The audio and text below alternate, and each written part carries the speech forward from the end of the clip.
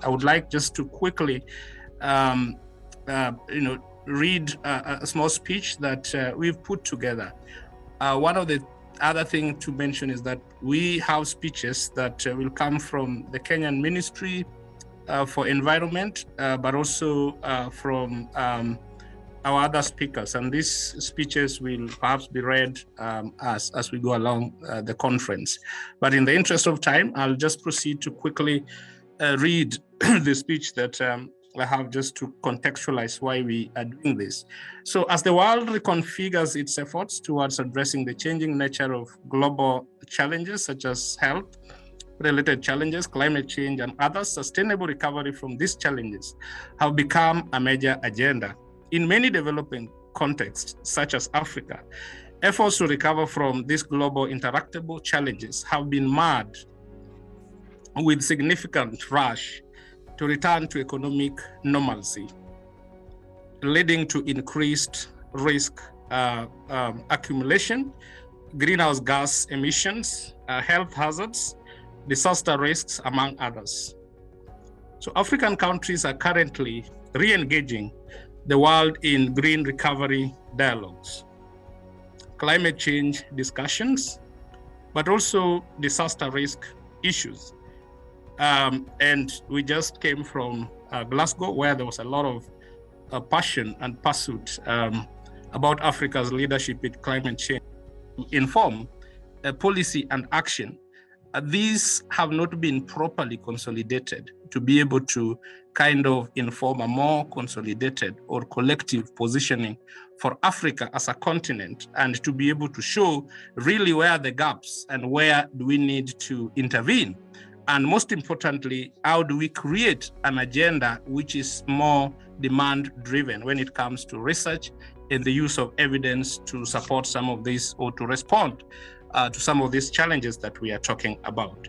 So the ARIN 2021 International Reflective Conference, deemed evidence-driven sustainable recovery from global intractable challenges, builds on a synthesis and insights from the convenings that basically we've highlighted.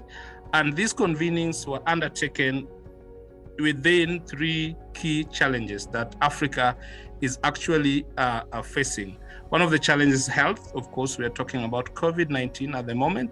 The other challenge is climate change, which of course reports, the latest IPCC report, and of course the past ones have actually put Africa as one of the most vulnerable continents or places in the continent. And this is not new, really, because this has been the story for a while. And of course, that report is also very critical in terms of some of the research gaps, looking at issues to do with adaptation and the needs to strengthen what is it that can work for vulnerable communities. So these are calls which are not just happening at this particular time, but they are calls which have been in place historically.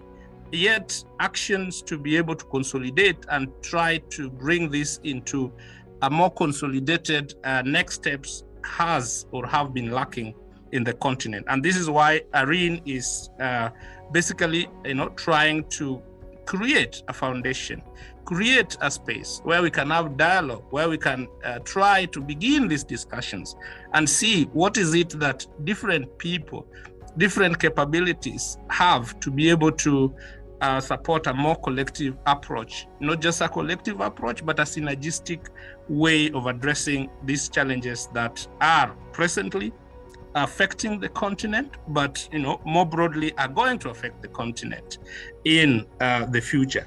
So as I've mentioned, the conference is basically a foundational dialogue towards how to strengthen evidence response, evidence-driven response to some of these global challenges. The conference is scheduled to start from today, which is 25th of November, 2021, and will run through to the 29th. So today we will have some of the highlights of some of the things that have been done, some of the key insights that have emerged from our convenings.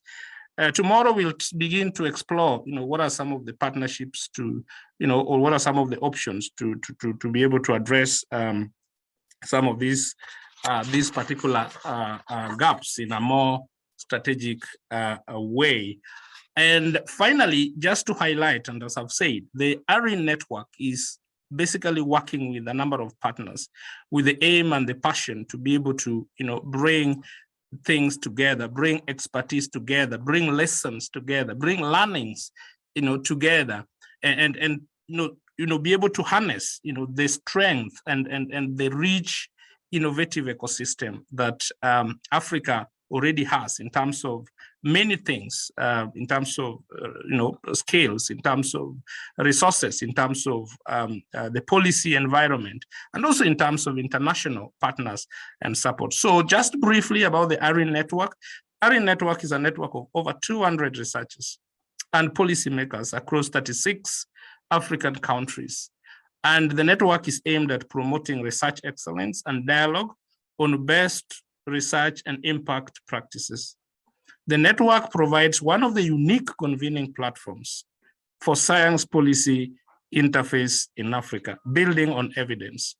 It recognizes that Africa is a home to multiple researchers, innovations, and best policy practices, but these remain poorly shared, learned from, or used to inform impactful research and development agenda.